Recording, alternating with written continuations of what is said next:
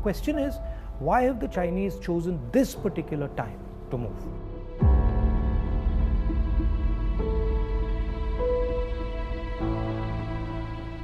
What is it about India's situation that has made China act in such an aggressive way? What is it about this moment in time that has allowed the Chinese to have the confidence that they can move against a country like India?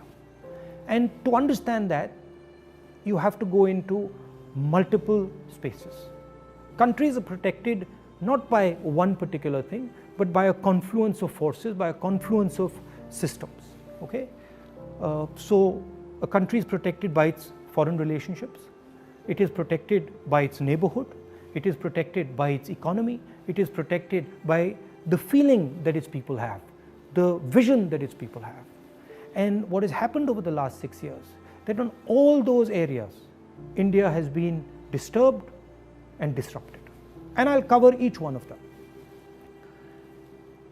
Let's start with foreign policy. Our relationship with the outside world used to be with multiple countries. We had a relationship with America, strategic partnership with America, I would say, and that is very important. We had a relationship with Russia, we had a relationship with Europe, and these countries used to help us maneuver in the world. Today, our relationship has become transactional. We have a transactional relationship with the United States.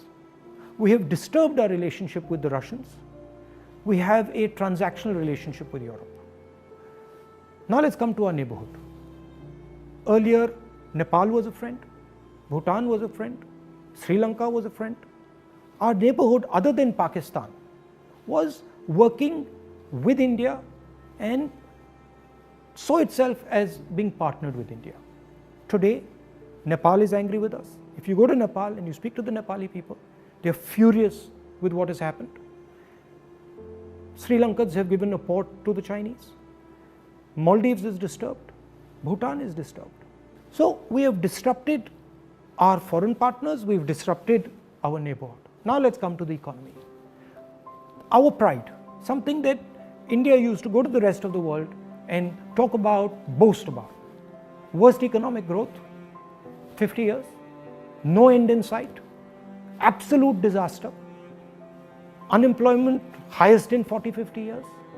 So our strengths have suddenly become our weaknesses. We told the government that, look, please realize that we are becoming vulnerable. All these things are connected. They're not separate. When you look at a nation, you have to look at all these factors and you have to act, taking into account all these factors.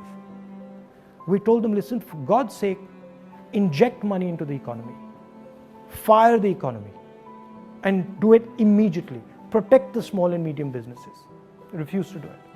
So today you have a country which is economically in trouble as far as foreign policy is concerned, in trouble with its neighbors.